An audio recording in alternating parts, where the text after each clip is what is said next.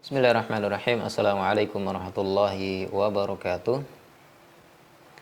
Alhamdulillahi ala ihsanih wa syukru lahu ala taufiqihi wa amtinanih.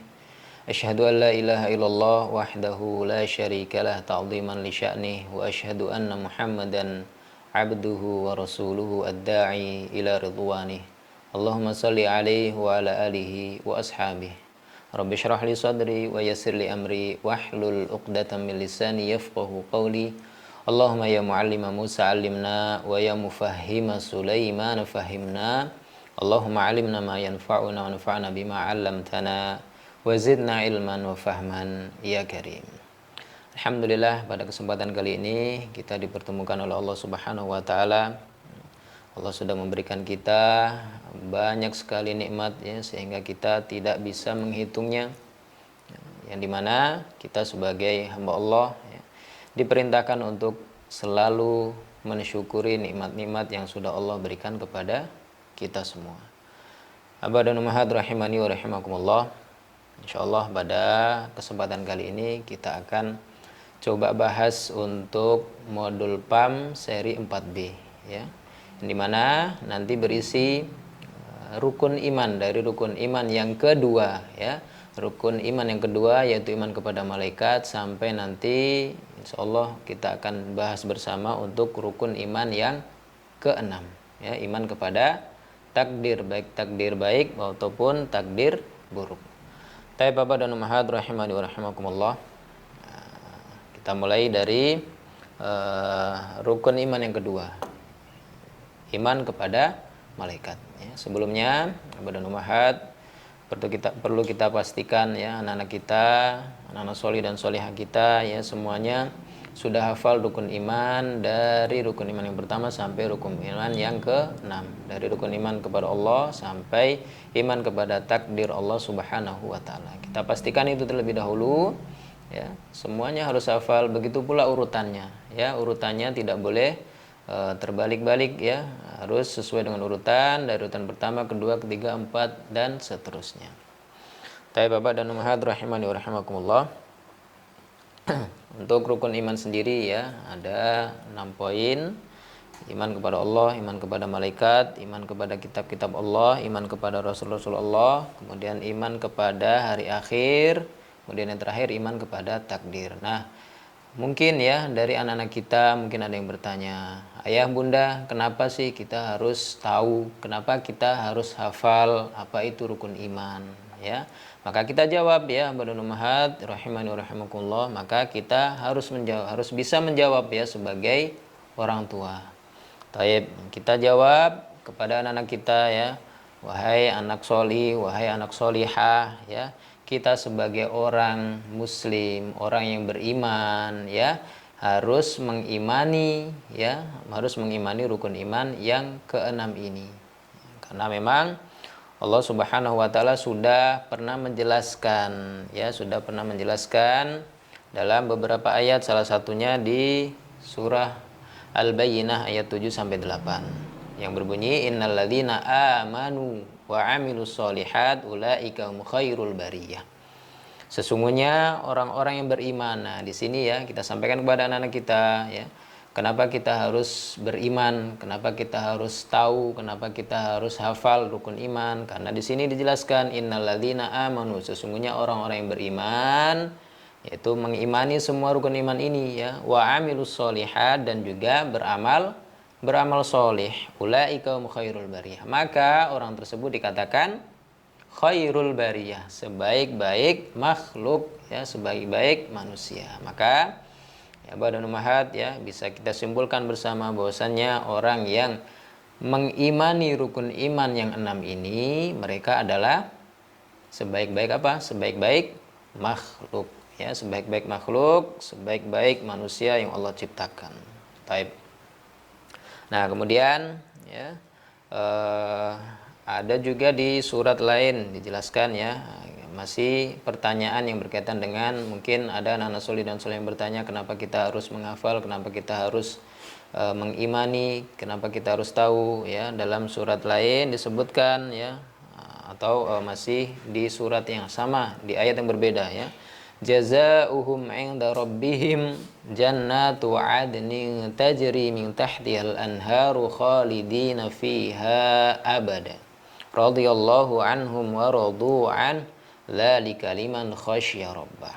Nah, tadi setelah kita jelaskan ya kepada anak-anak kita bahwasannya orang yang beriman mereka adalah sebaik-baik makhluk. Nah, kemudian jazaohum ya, balasan bagi orang-orang yang beriman ya, yang beriman dengan rukun iman yang keenam tadi, jazaohum 'inda rabbihim jannatu 'adnin tajri min tahtihal anhar. Maka Allah akan memberikan balasan ya.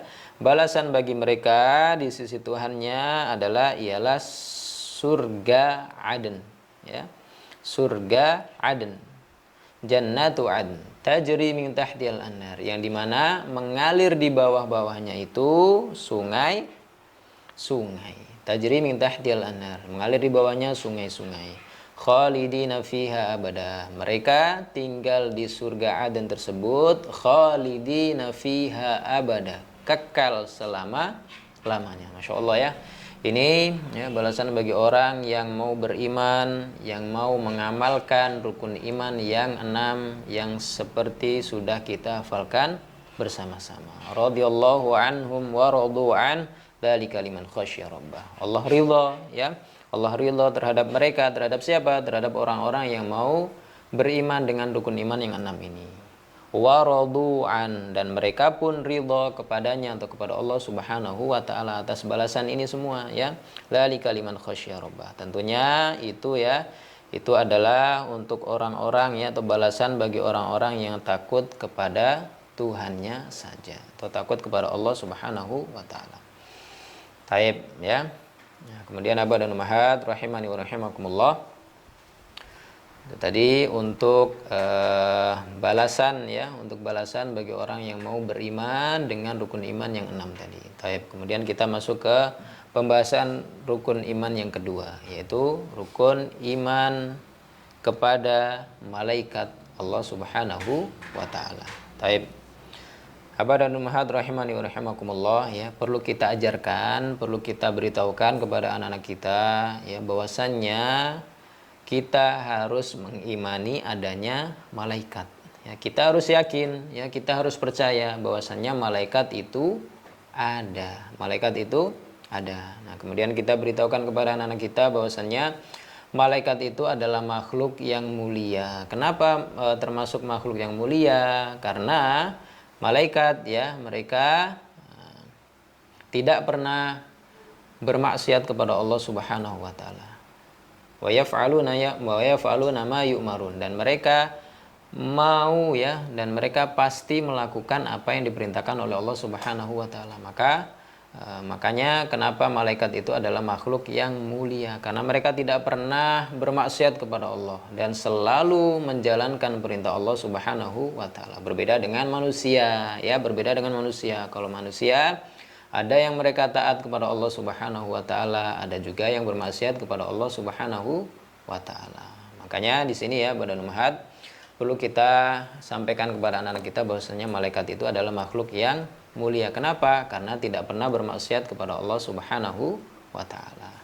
Dan juga ya Badan Ummahat yang perlu kita sampaikan juga, malaikat itu ya, mereka adalah makhluk ciptaan Allah Subhanahu wa taala yang diciptakan dari nur, dari cahaya ya, dari cahaya. Allah menciptakan malaikat itu dari cahaya ya. Nah, berbeda dengan manusia, malaikat itu mereka tidak membutuhkan makan dan minum ya. Jadi malaikat itu tidak ada rasa lapar, tidak ada rasa haus ya, mereka tidak membutuhkan makan dan minum ya.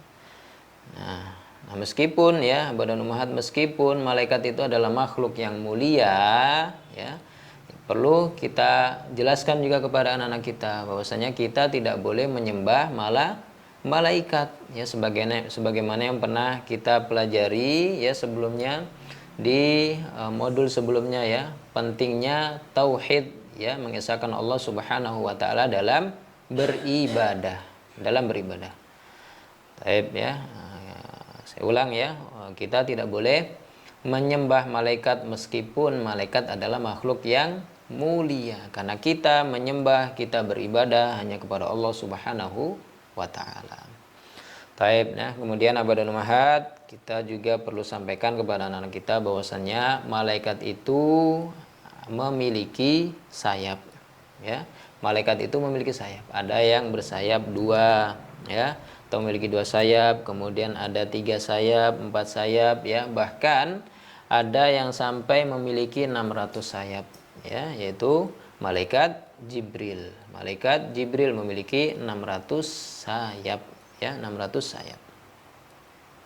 Taib. Nah, setelah kita jelaskan kepada anak-anak kita apa sih malaikat itu, siapa sih malaikat itu, ya. Kemudian kita juga jelaskan kepada anak-anak kita apa saja tugas malaikat yang Allah ciptakan dari cahaya tersebut, ya. Tentunya ya tugas malaikat itu banyak sekali, ya. Kita cukup sampaikan kepada anak-anak kita beberapa poin saja yang mungkin, ya, yang mungkin bisa mewakili, ya, dari tugas-tugas malaikat yang tidak bisa kita sebutkan secara detail, ya. Taib. Nah, termasuk tugas-tugas malaikat, ya, adalah menyampaikan wahyu.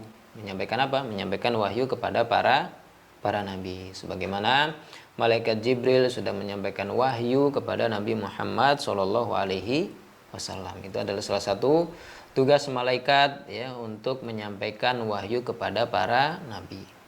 Taib. Kemudian juga termasuk tugas malaikat, ya, adalah menjadi penjaga gunung, ya. Ada juga malaikat yang diberi tugas oleh Allah Subhanahu wa taala untuk mencatat, ya, semua amal perbuatan manusia, baik itu perbuatan baik maupun perbuatan buruk, ya. Kemudian juga termasuk tugas malaikat adalah sebagai penjaga atau pendamping kubur manusia. Ada yang bertanya, ya, Allah sudah memerintahkan beberapa malaikat, memberikan tugas kepada beberapa malaikat untuk bertanya di alam kubur nanti, ya. Itu ada malaikat mungkar dan juga malaikat nakir, ya, yang bertanya di alam kubur, man rabbuka, man dinuka, ma dinuka, Wama hadzal rajulul ladzi bu'itsa fikum, atau man nabiyuka. Nah, ini pertanyaan-pertanyaan ini nanti akan ditanyakan oleh malaikat mungkar dan nakir. Nah, kemudian juga termasuk tugas, ya, tugas malaikat adalah sebagai peniup sangkakala, ya, peniup sangkakala. Dan juga termasuk tugas malaikat di sana ada yang diberikan tugas oleh Allah Subhanahu wa taala untuk menjaga neraka, menjaga surga, ya, dan tugas-tugas yang lainnya. Itu, ya, Abad dan Ummahat, beberapa poin, ya, tentang tugas malaikat, ya, yang cukup poin-poin tadi saja yang kita sebutkan kepada anak-anak kita, ya, karena memang, ya, ada masih banyak tugas malaikat yang lain yang belum perlu kita sampaikan kepada anak-anak kita. Taib. Nah, itu untuk rukun iman yang kedua, iman kepada malaikat. Taib. Kemudian abad dan ummahat rahimani wa rahimakumullah, setelah, ya, kita ajarkan, kita beritahukan kepada anak-anak kita tentang pentingnya iman kepada malaikat, ya, kita masuk ke dalam pentingnya kita beriman kepada kitab-kitab Allah Subhanahu wa taala. Allah Subhanahu wa taala, ya, menurunkan kitab kepada para rasul, ya. Allah Subhanahu wa taala menurunkan kitabnya kepada para rasul atau para utusan-utusan Allah Subhanahu wa taala. Nah, tujuan Allah menurunkan kitab-kitabnya adalah sebagai rahmat dan juga sebagai petunjuk, ya, bagi siapa? Bagi para makhluk Allah Subhanahu wa taala agar bahagia di dunia dan di akhirat, ya. Saya ulangi, ya, bahwasannya tujuan Allah Subhanahu wa taala menciptakan dan menurunkan kitab-kitab, ya, itu adalah sebagai rahmatan, ya, wahudan, dan juga sebagai petunjuk bagi makhluk Allah agar mereka bahagia di dunia dan juga di akhirat. Nah, taib, ya, abad dan ummahat rahimani wa rahimakumullah. Nah, di antara kitab-kitab yang Allah turunkan, ya, Ada di sana kitab Taurat, ada di sana kitab Zabur, ada di sana kitab Injil, ya. Juga termasuk kitab kita, yaitu kitab Al-Qur'an, ya. Al-Qur'an Allah turunkan kepada Nabi Muhammad SAW, ya. Yang Allah turunkan kepada Nabi Muhammad SAW, ya. Dan tidak hanya kitab-kitab saja, Allah juga menurunkan suhuf atau lembaran-lembaran, ya, tidak berbentuk kitab tapi dia berbentuk lembaran saja, suhuf, ya. Suhuf yaitu wahyu, ya, yang Allah Subhanahu wa taala turunkan kepada sebagian nabi dan rasul, ya. Jadi ada suhuf atau lembaran-lembaran sebagai wahyu yang diturunkan Allah Subhanahu wa taala kepada sebagian nabi dan juga rasulnya. Ada juga kitab, ya. Ingat, ya, Badan Ummahat, ada suhuf dan juga ada kitab. Suhuf lembaran-lembaran, ya, lembaran-lembaran yang diturunkan Allah Subhanahu wa taala kepada sebagian nabi dan rasulnya. Kemudian ada juga kitab-kitab yang sudah kita sebutkan tadi, ya. Taib Badan Ummahat rahimani wa rahimakumullah. Nah, perlu kita sampaikan juga kepada anak-anak kita bahwasannya kitab-kitab, ya, yang sebelum Al-Quran tadi ada kitab Taurat, kitab Zabur, kitab Injil, begitu pula suhuf atau lembaran-lembaran tadi, ya, Allah sudah hapus semua. Allah sudah hapus semua dan Allah lengkapi, ya, dan Allah sempurnakan dengan diturunkannya Al-Quran. Jadi Abadun Ummahat, ya, kita sampaikan kepada anak-anak kita, kitab Taurat itu memang ada, kitab Zabur juga ada, kitab Injil juga ada, begitu pula suhuf atau lembaran-lembaran yang Allah turunkan kepada sebagian para nabi dan rasul itu ada, ya, memang ada. Kan tetapi, ya, kitab-kitab tadi itu, ya, sudah disempurnakan dengan Al-Qur'anul Karim, ya, disempurnakan dengan Al-Qur'anul Karim, sehingga yang kita gunakan sebagai pegangan atau pedoman dalam hidup kita, ya, itu hanya Al-Qur'an saja, bukan kitab-kitab sebelum Al-Qur'an. Taib Badan Ummahat rahimani wa rahimakumullah. Kenapa kita jadikan Al-Qur'an itu sebagai pedoman kita, bukan kitab-kitab yang lain? Karena, ya, Allah sudah berjanji bahwasanya Allah akan menjaga Al-Qur'an. Ya, yang menjaga Al-Quran itu bukan manusia, tapi Allah Subhanahu wa taala. Ya, Allah Subhanahu wa taala, inna nahnu nazzalna dzikra wa inna lahu lahafizun, kata Allah Subhanahu wa taala. Sesungguhnya kami telah menurunkan, ya, dzikra atau nama lain dari Al-Quran, ya, wa inna lahu lahafizun, dan kita juga atau kami, ya, kata Allah Subhanahu wa taala, lahafizun, akan menjaganya. Menjaga dari apa? Menjaga dari perubahan-perubahan yang isi dari Al-Quran tersebut, ya. Allah sudah menjaganya, berbeda dengan kitab-kitab yang lain. Kitab Injil, kitab Taurat, Zabur, dan lain sudah banyak perubahan. Makanya kita sampaikan kepada anak-anak kita bahwasannya, anak, kita harus berpedoman, yang kita pakai itu hanya kitab Al-Quran saja, ya, karena Al-Quran itu sebagai penyempurna dari kitab-kitab sebelumnya, ya. Kan tetapi, ya, Badan Ummahat, ya, kita juga perlu sampaikan kepada anak-anak kita bahwasannya kita harus percaya bahwasannya kitab Taurat itu ada, ya, kitab Injil ada, kitab Zabur ada, dan suhuf ya, atau lembar-lembaran itu juga ada. Kita harus meyakini itu, ya. Tayyib Badan Ummahat rahimani wa rahimakumullah. Kemudian setelah kita bahas rukun iman yang kedua, rukun iman yang ketiga, sekarang kita masuk ke pembahasan rukun iman yang keempat, yaitu iman kepada Nabi dan Rasul. Iman kepada Nabi dan Rasul. Tayyib dan ummahat rahimani wa rahimakumullah. Allah Subhanahu wa taala itu mengutus nabi dan juga rasulnya itu dengan satu tujuan yang agung. Yaitu apa? Mendakwahkan manusia agar menyembah Allah Subhanahu wa taala, atau dalam bahasa lain, ya, Allah Subhanahu wa taala mengutus nabi dan rasul itu supaya mengajak, ya, manusia itu mengesahkan Allah Subhanahu wa taala. ya, mentauhidkan Allah Subhanahu wa taala saja, ya, tidak menyembah makhluk yang lain. Itu tujuan Allah Subhanahu wa taala mengutus nabi dan rasulnya.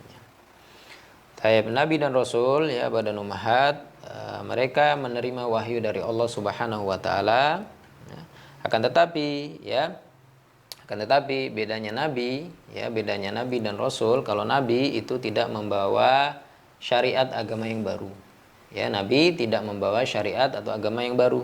Akan tetapi kalau rasul, ya, rasul itu membawa syariat atau ajaran baru. Nah, saya ulangi sekali lagi, ya, badan ummahat.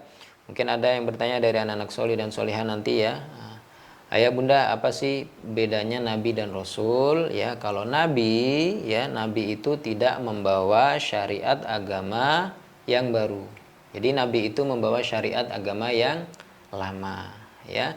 Kemudian kalau rasul, ya, kalau rasul mereka itu datang, ya, dengan membawa syariat yang baru. Ini, ya, badan ummahat, yang perlu kita garis bawahi, yang perlu kita sampaikan kepada anak-anak kita tentang perbedaan nabi dan juga rasul. Baik. Kemudian, ya, kita sampaikan juga badan ummahat bahwasanya nabi pertama, ya, nabi pertama adalah Nabi Adam alaihi assalam. Nabi pertama, ya, yang Allah utus, ya, yang Allah utus itu adalah Nabi Adam alaihi salam. Kemudian kalau rasul yang pertama itu adalah Nuh alaihi assalam. Ya, nabi pertama adalah Nabi Adam alaihi salam. Kemudian kalau rasul pertama yang Allah utus adalah Nuh alaihi assalam. Kemudian kalau kita sampaikan juga, ya, kepada anak-anak kita bahwasannya nabi dan rasul yang terakhir itu siapa? Nabi Muhammad sallallahu alaihi wasallam. Jadi ini kita sampaikan kepada anak-anak kita pentingnya, ya, mengimani bahwasanya Nabi Muhammad adalah nabi dan juga rasul yang terakhir, di mana bisa kita simpulkan bahwasannya tidak ada nabi lagi setelah Nabi Muhammad SAW. Tidak ada rasul lagi setelah Nabi Muhammad SAW. Taib. Itu, ya, abad dan ummahat, beberapa poin yang harus kita sampaikan kepada anak-anak kita, anak-anak solih dan solihah, tentang pentingnya kita mengimani rukun iman, ya, dari rukun iman yang pertama yang sudah kita pelajari beberapa pertemuan yang lalu. Kemudian rukun iman kedua, iman kepada malaikat. Rukun iman yang ketiga, iman kepada kitab-kitab Allah. Dan yang tadi rukun iman yang keempat adalah iman kepada nabi dan rasul. Ini, ya, badan ummahat, silakan badan ummahat diajarkan, ya, materi apa yang sudah kita bahas bersama, apa yang sudah kita sampaikan, ya, di forum ini, ya. Silakan disampaikan, silakan diajarkan kepada anak-anak solih dan solihahnya, supaya nanti, ya, bisa menjadi bekal bagi kita sebagai orang tua. Akhirnya saya cukupkan sampai di sini. Sallallahu ala nabiyina Muhammad wa ala alihi wa ashabihi ajma'in. Wassalamualaikum warahmatullahi wabarakatuh.